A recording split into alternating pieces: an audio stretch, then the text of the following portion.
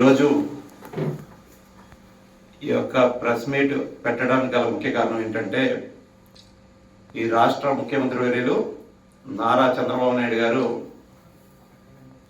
నిన్న పిచ్చుకలంక గ్రామానికి రావడం జరిగింది. ఇది రైతులతో ముఖాముఖి అనే కార్యక్రమం పెట్టి ఈ 2 సంవత్సరాల కాలంలో ఈ ప్రభుత్వం సాధించిన ఘనత ప్రగతి ఏంటనేది వాళ్ళకి రైతులు చెప్పడం మభ్యపెట్టే కార్యక్రమం చేశారేమో తెలియదు, కానీ దాని మీద మా జిల్లా అధ్యక్షులు వైఎస్ఆర్ కాంగ్రెస్ పార్టీ అధ్యక్షులు చెల్ల జగ్గిరెడ్డి గారు ఈ రాష్ట్ర పాలనపై నారా చంద్రబాబు నాయుడు గారి పాలనపై కొన్ని విమర్శలు చేయడం జరిగింది. దాన్ని వక్రీకరిస్తూ ఈరోజు కూటమి ప్రభుత్వంలో ఉన్నటువంటి మంత్రి గారు, తెలుగుదేశం పార్టీ నాయకులు వారందరూ కూడా అసలు విషయాలు పక్కన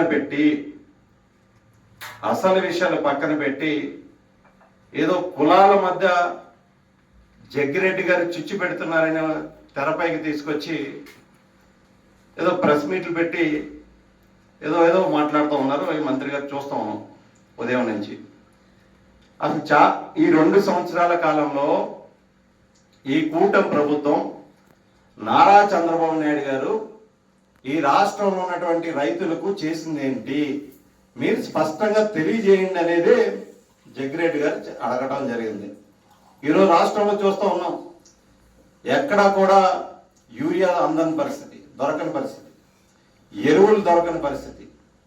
యాక్వా రంగం గురించి చూసుకుంటే ఈరోజు ఎక్కడ ఫీడ్ ధరలు అమాంతం పెంచేశారు. ఇదే నియోజకవర్గంలో 2 నెలల క్రితం రైతులకి గిట్టుబాటు ధర దొరకట్లేదు, గిట్టుబాటు ధర లభించట్లేదు. ఈ కూటమి ప్రభుత్వంలోనే వైఎస్ఆర్ కాంగ్రెస్ పార్టీ తరఫున మేము నిరసన కార్యక్రమం చేపడితే అప్పుడు ఈ ప్రభుత్వం దిగొచ్చి ఏదో రైతులకు గిట్టుబాటు ధర కల్పిస్తామని చెప్పి మండపేట సంబంధించిన రైస్ మిల్స్ అన్ని కూడా తీసుకొచ్చి ఈరోజు రామచంద్రపురంలో ఆ రోజు ధాన్యం కొనుగోలు చేయడం జరిగింది. దాన్ని కూడా ఈరోజు కూటమి ప్రభుత్వంలో ఉన్నటువంటి నాయకులే ఈ ప్రభుత్వం ఉన్నటువంటి పాలనపై మరీ ముఖ్యంగా రైతులకు ఏ విధంగా వెన్నుపోటు పొడుస్తున్నారో అనేది ఆర్డీఓ గారికి, ఇదే నియోజకవర్గంలో ఉన్నటువంటి ఆర్డీఓ గారికి వినతి పత్రం ఇవ్వడం జరిగింది. మరి రైతులకి మీరు ఏం చేశారు?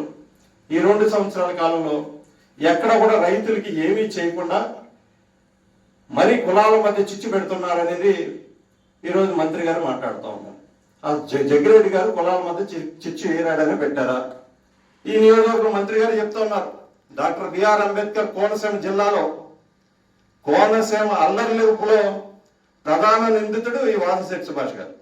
ప్రధాన నిందితుడు 6 నెలలు బెంగళూరు పోయి దాకా ఉన్నాడు. మరి కులాల మధ్య చిచ్చు పెడుతుంది మీరా మేమా అనేది ఒకసారి మీరు తెలుసుకోవాలి. రైతులకు ఏమి చేయకపోగా ఏం చేశారో చెప్పాలి తెలియక ప్రజలకి కుల ప్రస్తావన తీసుకొస్తుంది ఈ జిల్లాలో ఉన్నటువంటి తెలుగుదేశం పార్టీ నాయకులు, మంత్రి గారు కాదా అని మీ అందరూ కూడా ఆలోచించుకోమని కోరుతా ఉన్నా.